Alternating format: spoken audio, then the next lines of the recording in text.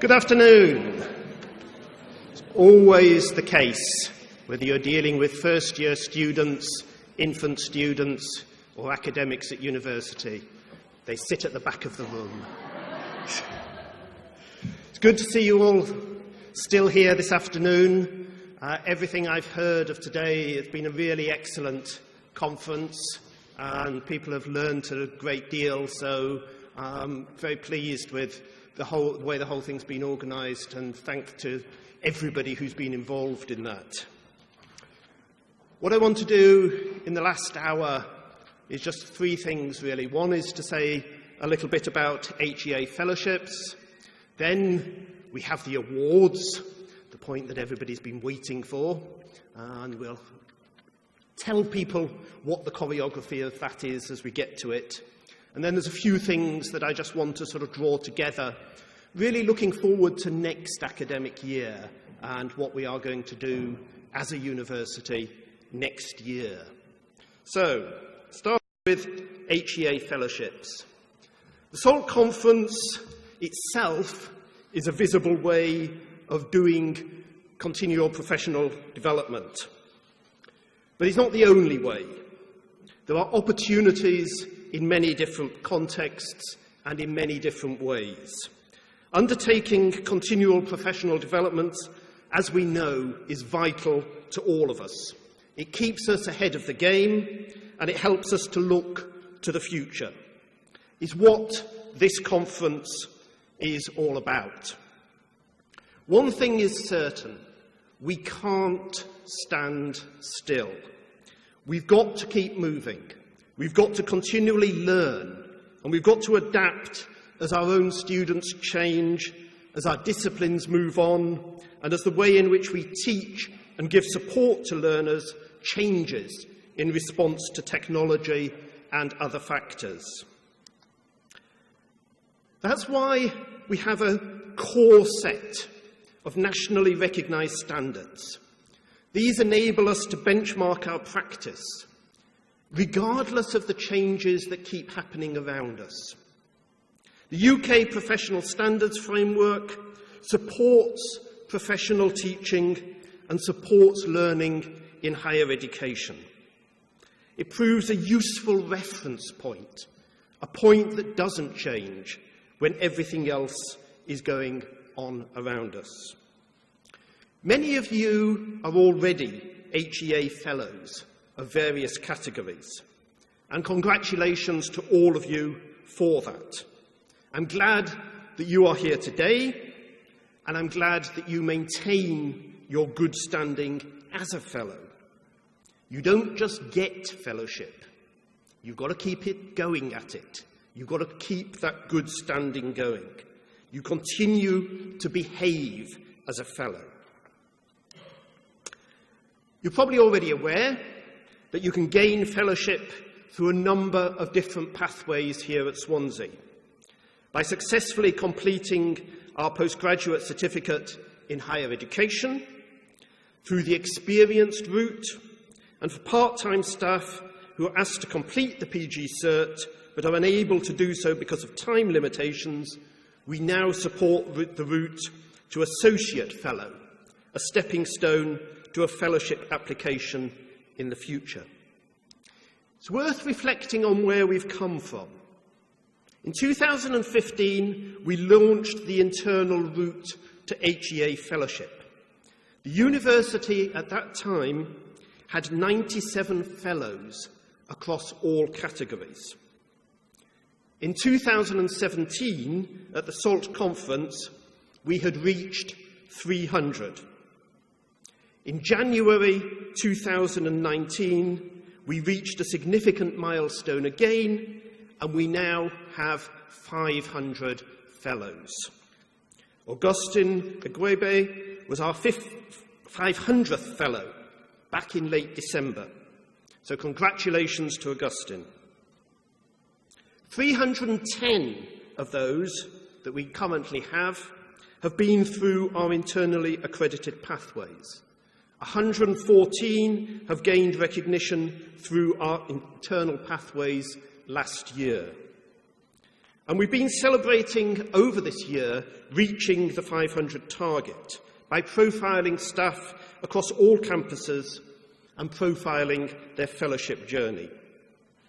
Let's just take a look at what some of them have said.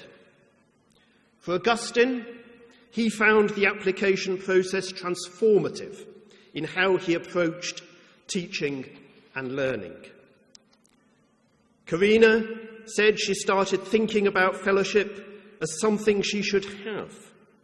She then didn't realise how useful the learning process would be in her teaching design and delivery. Andrew found that he used the UK PSF to reflect honestly and openly about his approach to teaching. And finally, for Non, her senior fellowship recognition gave her further confidence to share and promote different forms of teaching and assessment. A lot of names up there. For those gaining fellowship this academic year to date, these are your names. Can I ask you to join me, not only in congratulating them on this personal recognition, but in assisting us to achieve our institutional target? Can I ask anybody whose name is on the board to stand? There must be somebody here. Congratulations to you and to all the others who've gone through this year. Can we please give them a round of applause?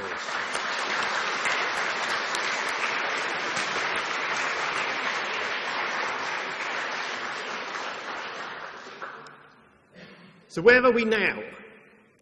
We have 532 fellows in total, 35 associate fellows, 389 fellows, 9 principal fellows, and 99 senior fellows. Who will be the 100th? It could be you. Last year we did see a slight dip in our upwards trajectory, but we're looking to turn that round. The internal programme for experienced staff to gain fellowship was re-accredited by the Advance HE, and understandably, like many new initiatives, it took a bit of momentum to get going again, and the numbers of applicants through the experience route dipped. But as part of that accreditation, in which we listened to applicants and assessors, we have become more flexible, and staff are there to support those who want to go through the process to get the best possible outcome, and the result is that applicants' first-time success rates have actually been improved. So where are we going? Back in 2015, the university set an ambitious target of 80% of staff to gain fellowship by 2020. The numbers of staff fluctuate, so it makes working to 80% a bit of a moving target. So we've decided to renew this, review this, and we've set a specific number. We want to aim at 700 by the end of next academic year. 700. That means we still have 170 fellows, associate fellows, and senior fellows to achieve that target through this year. I hope you will help us to do that. If you've not already got fellowship, please consider it. If you are a fellow, please help your colleagues to reflect on what it takes and what they can do to come. Please also consider becoming an assessor or mentor yourself to help others go through this process. So please see the SALT recognition team staff who are here today at the conference, and they will be able to help you. Just a few tips for those who who've completed their application. First of all, keep it simple. You're likely to have more to talk about than you realise.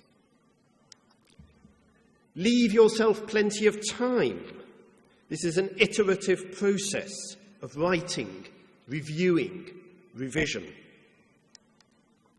Think carefully about what the UK PSF dimensions actually are and how they apply to you. Get your evidence organised. And don't think in a negative way. Be positive. But you shouldn't just take my word for it. I'm going to ask a colleague, very pleased to welcome to the stage, who gained fellowship a few years ago, Dr. Alexia Bowler from the College of Arts and Humanities. Alexia, please come up. It's a long walk. We've asked Alexia to just say a few words about her own experience and her practice.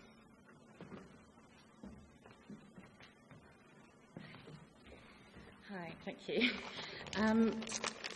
I was already a trained teacher, PGCE, but I got that in 2002, and when I started work at the university, I was still looking for things like CPD, how to kind of gain sort of reflection on my practice. It's something that I think when I was working hourly, it was very difficult to try and get access to CPD and things like that. So the fellowship really gave me a focus. I know a lot of you obviously maybe have PGCs or maybe don't, but I really enjoy reflecting on my practice. It's the only time that you get to spend thinking about it. So doing the actual fellowship was a time that I could actually do that. It gave me a language through which to talk about my practice that I don't think I had before. And there are lots of things that we often do as teachers through experience. We do them instinctively, I think, sometimes. But actually looking at the UK PSF, you know, it makes you think, actively think and reflect on what you're doing while you're doing it. And it actually gives you that language then to talk about it more confidently, for me, certainly. So it was a really good idea, I think. It gave me opportunities to I would definitely reflect what that person said on the slide. So be honest about your successes, honest about your failures, but not seeing them as failures, but as opportunities to actually readdress and change things.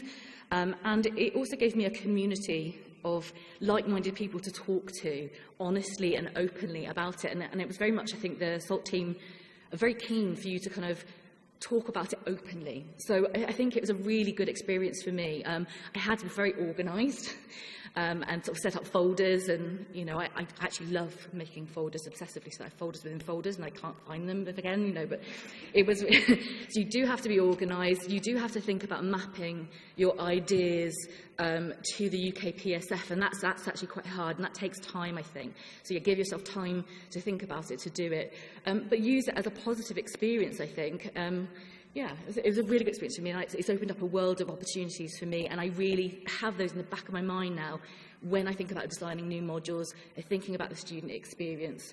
So it was a very well worthwhile opportunity, so much so that I think I'm going to go for senior soon. Yeah, fingers crossed. Thank you very much.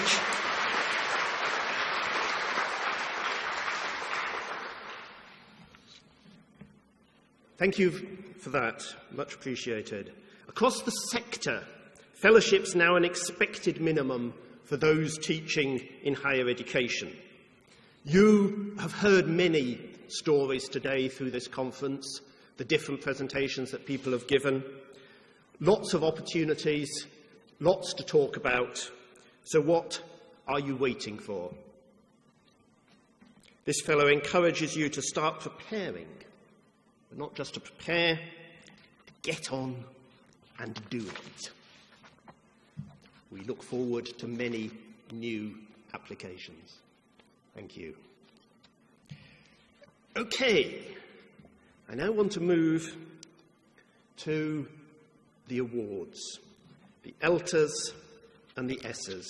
This is a process we do every year We seek responses from our student body, asking them to nominate academics, professional service staff who have been particularly inspiring, who have worked particularly hard at engaging with the students. And we are very grateful to the students for their contribution and very grateful to all the staff who are nominated and those who have won. We have a big stage. I would like to invite those that are to receive awards to come up these stairs at this side. You will then receive the award from myself, and then hopefully you will be able to go off the stage at that side. Otherwise we'll get people bumping into each other all over the place. So, you've just sat down. Alexia, lecturer in English in the College of Arts and Humanities, 2 student nominations, and the students have said of Alexia that she has clarity and conscientiousness. She's patient and supportive, clearly excited by her teaching, and a knack for simplifying the complex. Big box. Yes, gorgeous, thank you. Congratulations. Thank you very much.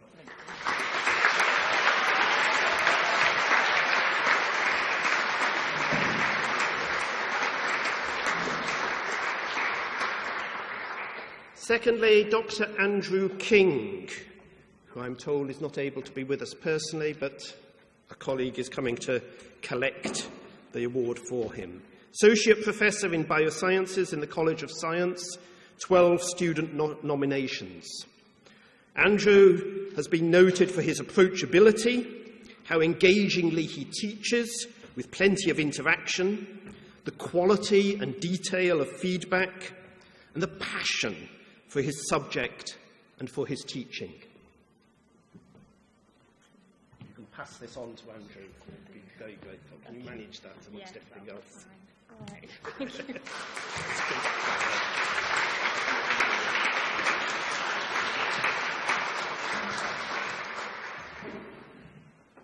Next, we have Professor Antonio Gill from the College of Engineering.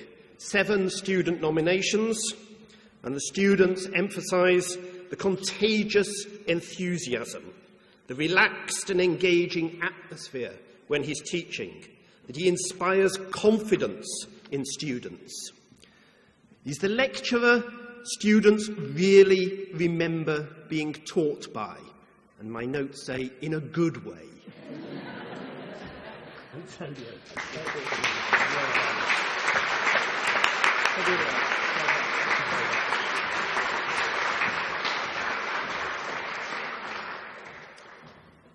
Professor Elaine Crooks from the Department of Mathematics in the College of Science, 3 student nominations, noted for being supportive and empathetic, for her clarity and organisation, always happy for students to knock on her door. Her students like it, they say, when she challenges them. Elaine, welcome. Congratulations.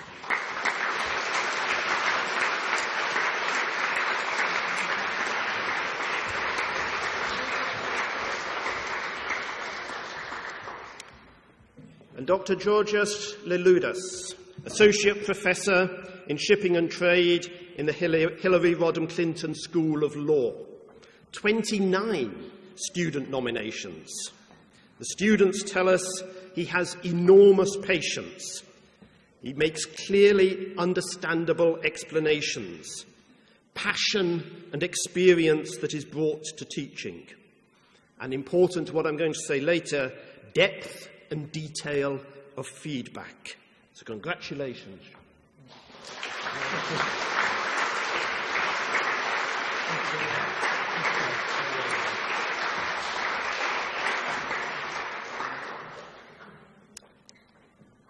Dr. Hani Mohammed. We weren't sure whether he was going to be with us. You are. Welcome. Lecturer from the Department of Economics in the School of Management. 2 student nominations. Students note how supportive he is of their studies, the importance that he attaches to their understanding, how he supplements teaching with web resources and YouTube videos. My 4th bullet point simply says, football! Exclamation mark. Congratulations. Very well. Thank you.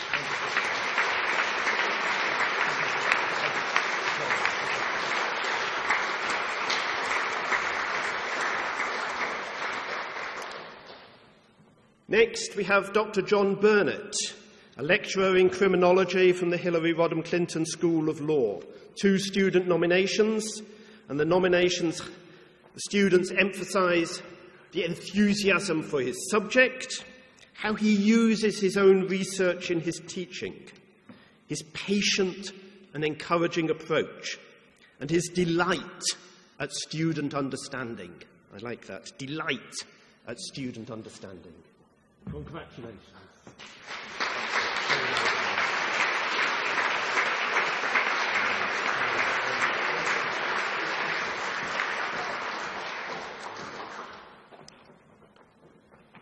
Next, we have Dr. Peter Dorrington from the College of Engineering.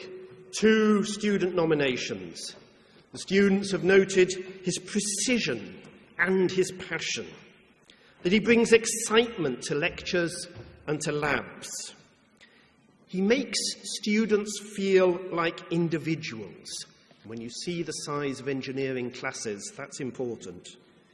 That they're equal parts of the team, and they note his genuine enthusiasm. So congratulations to Peter.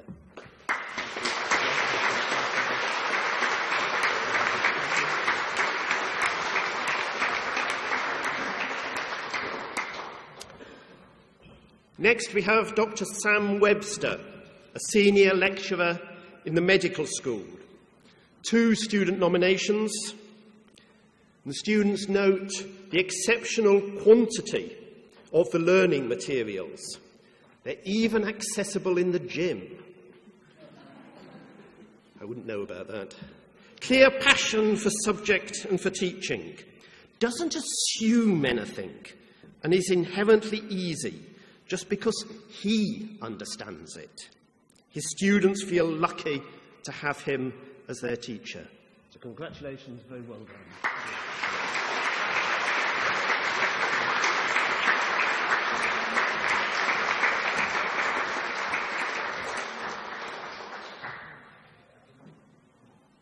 Next, Dr. Thomas Wilkinson, Associate Professor from the Medical School. 6 student nominations.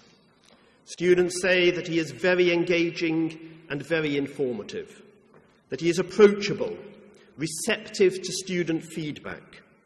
Students feel he cares about them and that he cares about their learning. Well done.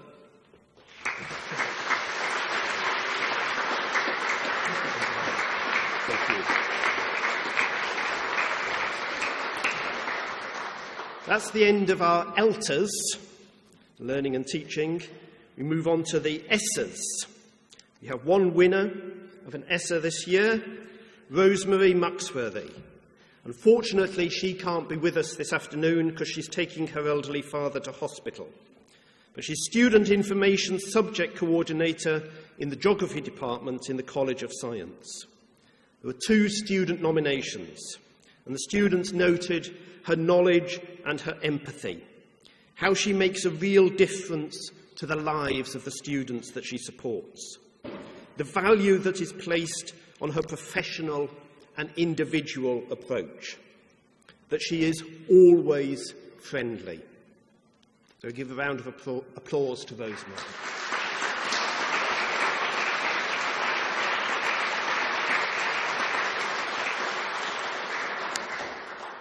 And we have a new award this year, an ETA award, which is for team teaching. We recognise that across the university it's not just individuals, but actually colleagues work together as teams. And the team today who's won this award is Dr. Claire Morgan Dr. Paul Facey, and Dr. Ricardo del Sol Abscal. Two of you, I understand, are here. All in the medical school. Nominated for teaching on the Gen Bio degree schemes. The students considered them to be assets, not only to them, but to the institution as a whole. They all listen to their students and they adapt when necessary.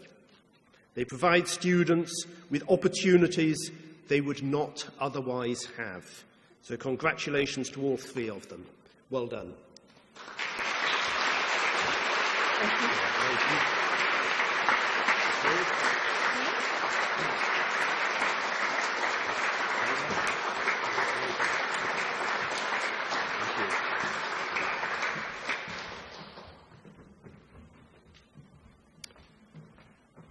Excellent. I'm sure you will agree, a really worthy group of winners this year, and they will go on, as usual, to be recognised within the the graduations next week. And we're very grateful to all of them. Okay, just a few words from me to round today off and to focus us on where we want to go next. Looking towards next year, we were reflecting on a number of different things that have happened over this year. We've been doing a lot of work in terms of student engagement. We've been doing a lot of work in terms of curriculum development. And those of you who are programme directors and came to the programme directors meeting last week, we had the opportunity to look at a lot of different programmes and different ways in which programme development is being thought about across the university. But when we got the NSS results earlier this month, a number of things stood out. First was just how well we did. And I think it is a congratulations to the whole university for the standard and the figures that come out. One thing we know about this university is that our students support us. They think we are wonderful, and they give us that recognition.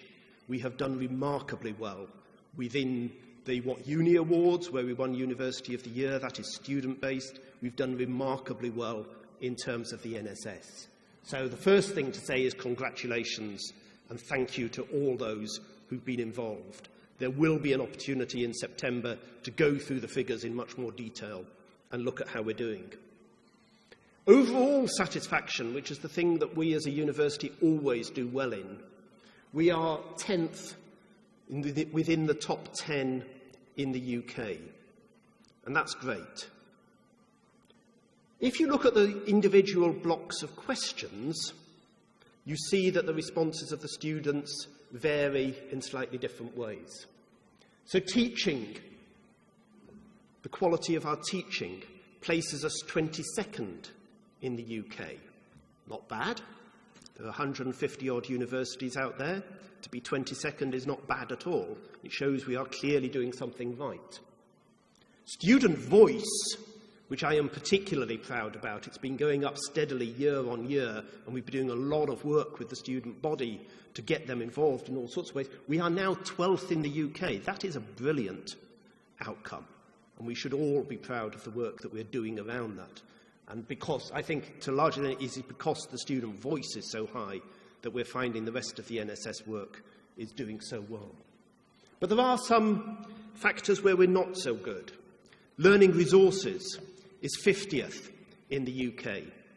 And if you work to the principle that a degree in Wales has a charge of 9,000 as a fee, a degree in England has a charge of 9,250, maybe doesn't sound a lot of difference, but you multiply that 250 by the number of students we have, 20,000 students or so, you can see the difference in funding. We don't get a lot of the special subject funding here in Wales that they get in England. It is only in medicine and in a few other small areas that we get special subject funding, whereas England gets special subject funding in engineering, science, and a number of other areas, we do not have the level of resources that most English universities have available to them. 50th is fine. But that's the one that stands out.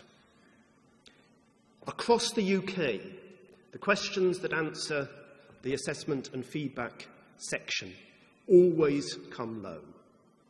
It's been something across all the universities, across the NSS since it started.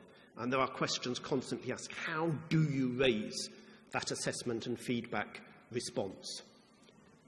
But what's important in this is not just that we are low compared to all the other subject areas, but we are 64th in the UK. Why is it that we can be 22nd in teaching, 12th in student voice, the others are around the 22 mark, apart from learning resources, but we are 64th in terms of assessment and feedback? What's happening? What are our students telling us about that?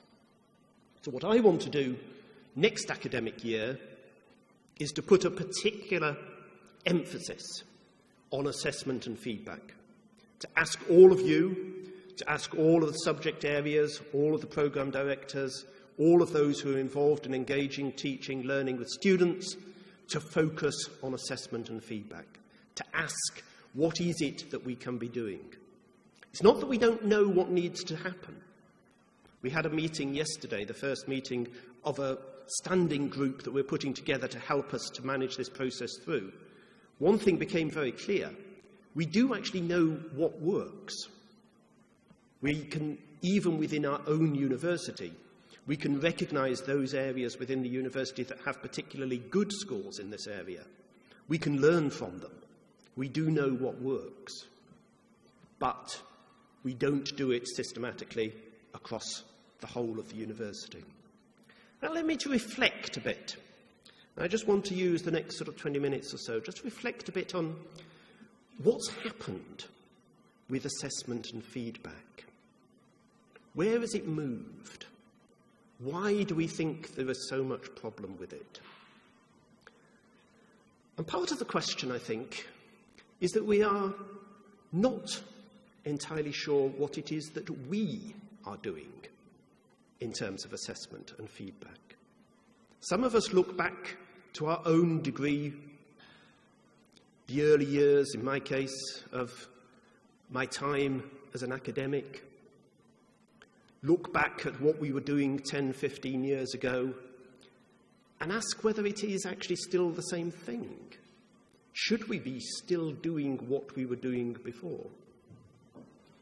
One of the things that I've always said, and I've said a number of times at these kind of events as well, is that when you're putting programmes together, one of the things we should always start with is where we want to end. So we should always start with what it is that we want the student to leave with. So we should start with the learning outcomes of the programme. And I think it is instructive to look back at the kinds of assessments that have been used over the last, I think I'm going to go back 40 years, which is a little scary, and look at what was wanting to be achieved at each stage of that process. Go back to the 1980s, before some of you were born. When I did my degree, a degree in Economic and Social Studies at Manchester University, we did a general first year in Economic and Social Studies. We specialised each year. Till the third year, I focused on anthropology. And we had 5 courses in each year.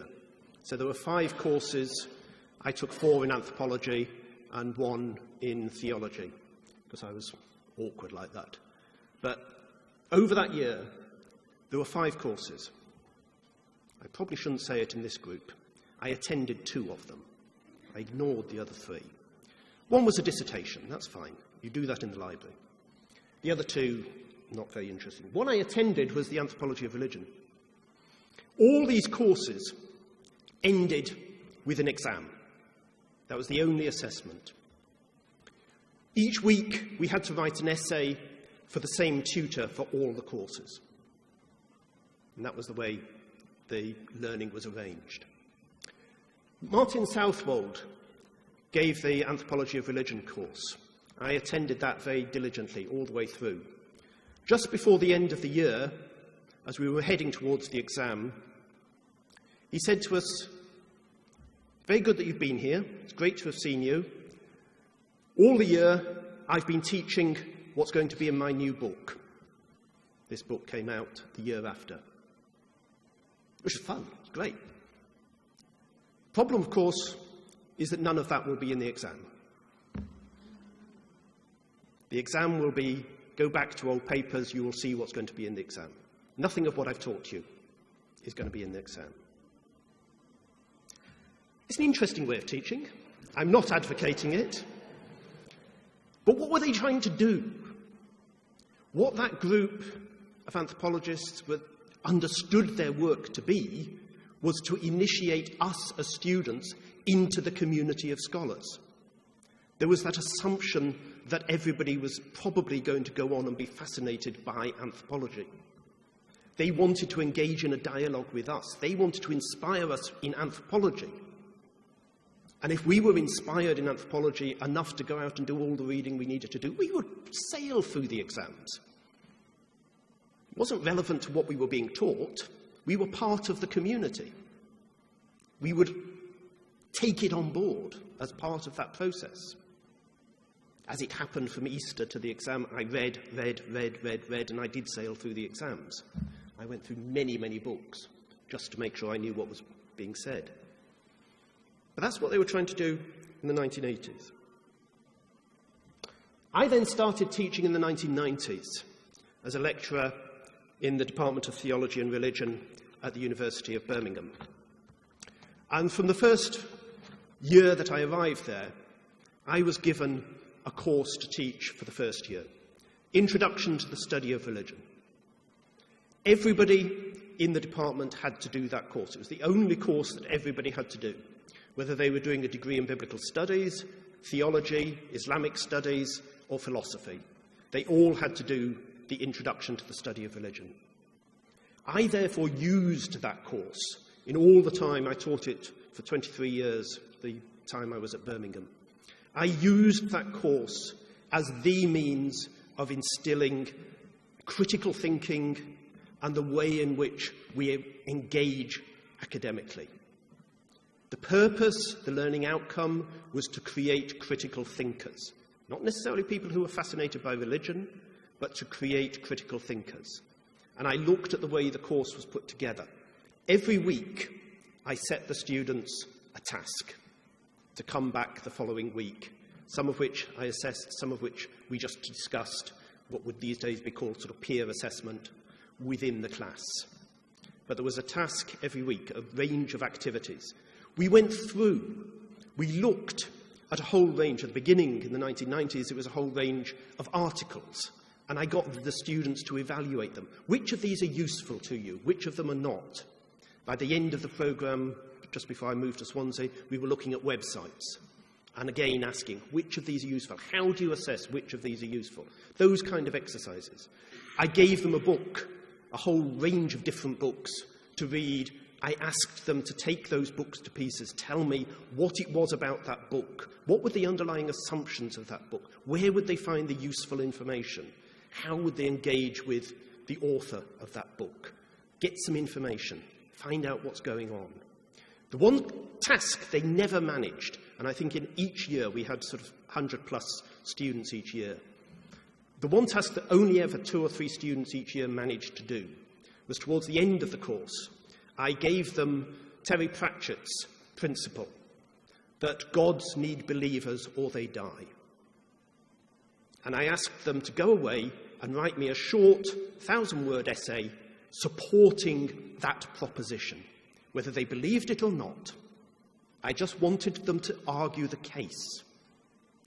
And none of them could, or at least, there were, say, about 4 or 5 a year that actually managed to do that task.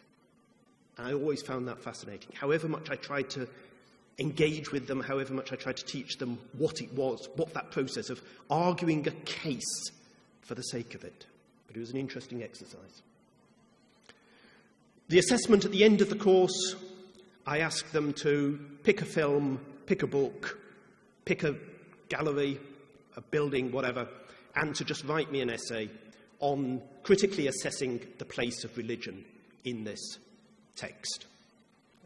Something that they couldn't plagiarise. They chose something of their own, and they went away and did it.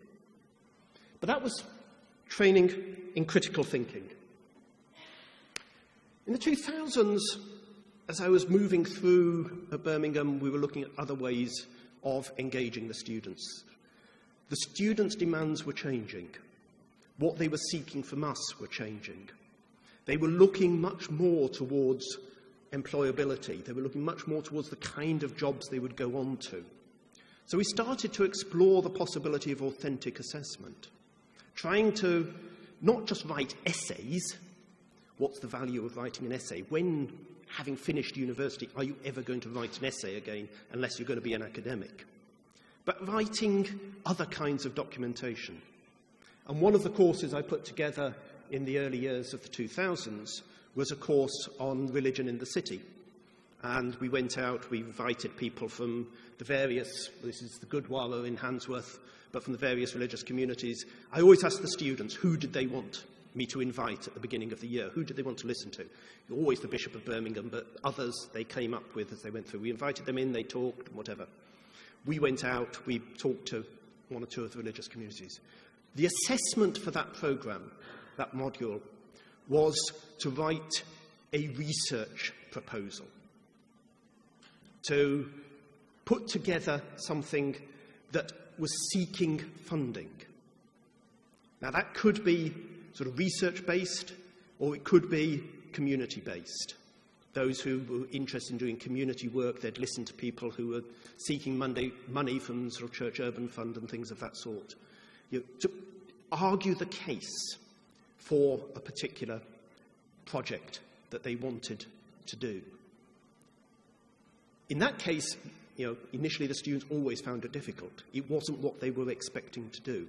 I had to take them through very carefully, step by step, what it was that they needed to do in order to put that kind of document together. I remember when I was in the sixth form, one of the A-level A-level courses that I did was business studies.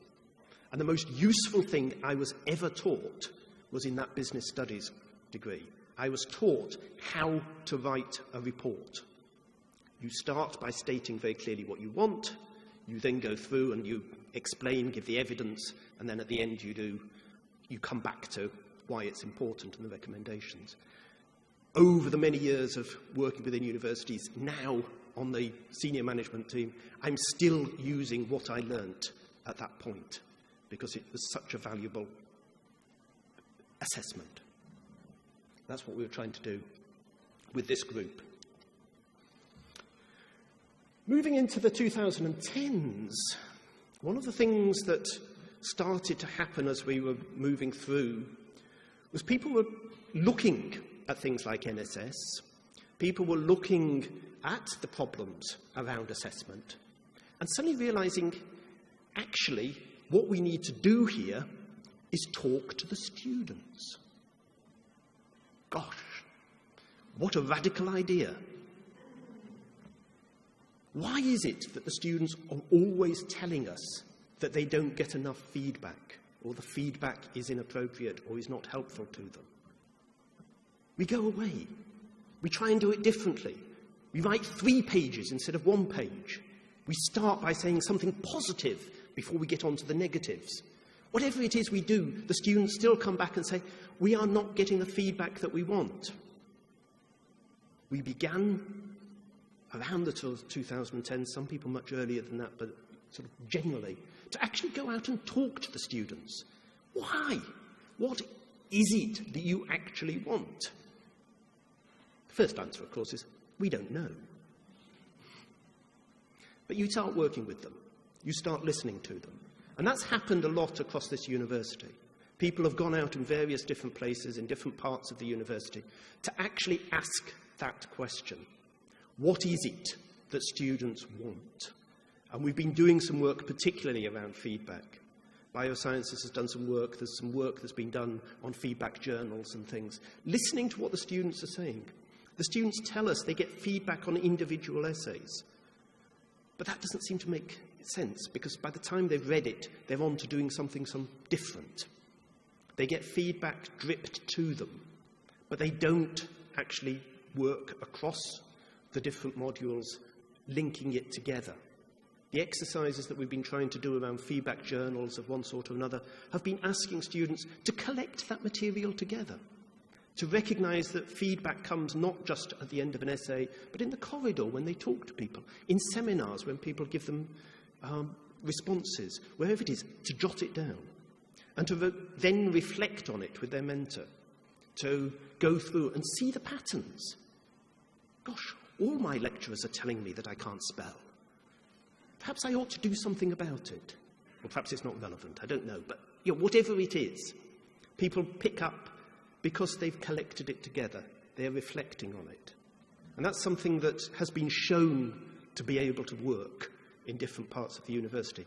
And it's been shown to be both increase the assessment scores at the end of the programme and to start increasing the NSS scores around assessment and feedback. Because students suddenly recognise this is feedback and they are a part of a dialogue. Dialogical feedback is a very specific form of that, but it is part of that process. It is that process of engaging with the students and having that conversation. And we're learning what we're doing. So where are we going next? Who knows? 2020s. 2020 next year. Our centenary. Excellent. It's a good opportunity to try something new, something different. At the programme directors meeting last week, a couple of people gave presentations on active learning. Phil Newton from the School of Medicine, particularly, was rooting this in the science of learning, thinking much more carefully, doing some real analysis of the data, looking at the psychology.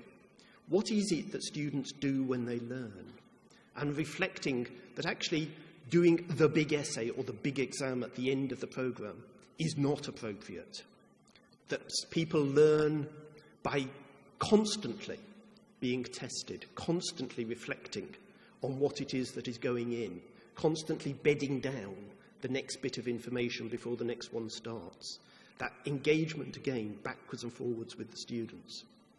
Perhaps that's where we want to go. I don't know. I put it with a question mark. We need to do the work. We need to explore. We need to think as a community. We need to talk to our students, listen to our students, and work out where we want to go next through this. But in all that we were doing, the two things that I would want to stress as absolutely important. One, that we need to know what it is we are trying to achieve, and whether what we are doing at the present is actually achieving that.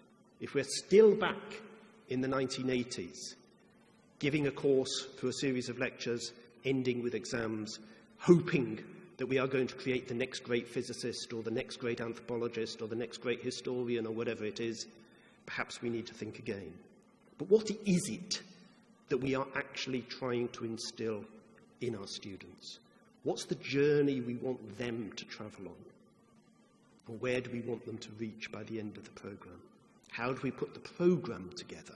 Not just each module. How do we put the programme together to build? And the importance of the introduction to study of religion. That was the first thing the students did in their first year. It set a culture for what the department was about. It set an expectation of regular weekly activities. It did a lot of things apart from teaching them that they knew nothing about religion. The other thing, which comes from the second half of that group, that I want to leave you with, is that we really have to do this in partnership with our students. Our students come here because they want to achieve. They feel frustrated if they're not getting what it is that they think they need in terms of the learning and teaching. They don't always know, and they know they don't always know. But if we engage, if we have that conversation, if we listen to what they are saying, and we do the analysis and we reflect back with them on what we are trying to do, they will reward us in terms of the scores, the module feedback at the end of modules and things. It's always the case when students are encountering something new in a module, they panic. We think they're going to score us down. Once they've been through a lot of the new ideas, they like it, they love it, they score us up. We know that kind of practice happens. But we've got to go with them. We've got to bring them with us and work through. Program-level learning outcomes, student engagement, and student dialogue. And we're going to put the emphasis on assessment and feedback. I look forward to working with all of you over the next academic year. Thank you.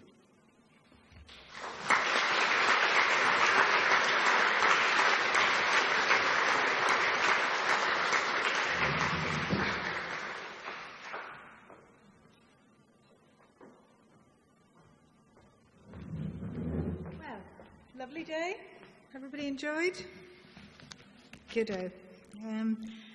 As always, we like to finish up with some thanks, and I'd like to begin by thanking Martin, as always, for helping us all to see where we are and what we're doing in a slightly different way, with wider eyes and with more understanding. So thank you, Martin, very much for coming and sparing your time to be with us today. Really, really, really welcome. Thank you. I'd also like to thank Paul Latreille for giving us his time and coming all the way from Sheffield when we know he's got 1,000,001 other things to do. But to say thank you, Paul, for coming back and giving us such fascinating and inspiring, reminiscent thoughts on where we are and where we need to go next.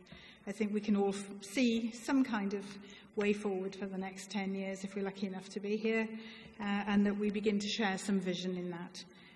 Lots to do, but lots to go with. I hope you'll indulge me if I just also say thank you to the Salts, because, as always, they've delivered a day which feels hugely relaxed and very pleasant for all of us, but whilst actually pedalling like fury under the surface and keeping everything behind closed doors from the rest of us where it's been a little bit colourful. So thank you to the team. I would ask you please to tell your colleagues that they're thought of, that we really appreciate all the effort it takes to make a day go swimmingly like today. But do indulge me if I particularly thank Debbie Bath. Debbie's at the back. Debbie, will stand up, please. And can I ask you all just to join me in a round of applause for Debbie?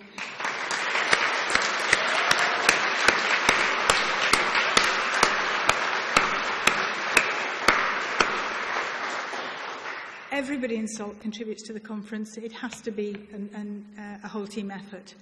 But Debbie has taken responsibility for the conference more recently, and while it's always been an outstanding and excellent event, Debbie's brought her own stamp to it and has managed to combine the pedagogic perspective with the technology-enhanced learning end of things beautifully for quite a while.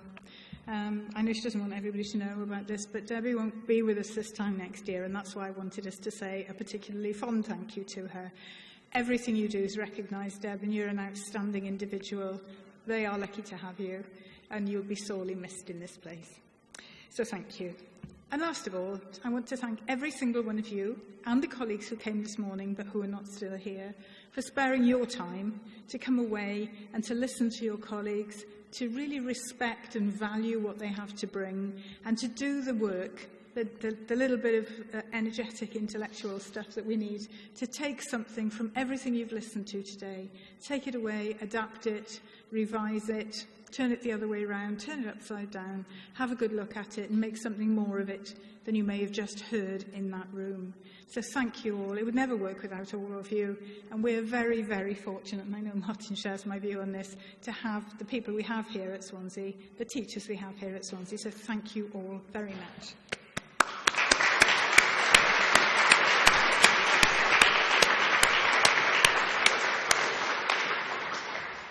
I will see you all next year. We're back on the Park campus next year, which means we're in Taliesin, and that means that space will be limited. So I would ask you, please, for next year, do think if you've got anything interesting you'd like to share, let us know early, Tell us what you're interested in working at. The A&F theme will be very important for us as we move towards that, because we know that when we talk about learning and teaching, we mean learning, teaching and assessment. But it seems that not everybody quite gets that message. So do please be thinking that way as we go towards next year. As I say, space will be at something of a premium because we're back in Taliesin, but we particularly want it to be strongly focused on that daily work, learning, teaching, assessing in the best way possible. So see you all then. Thank you.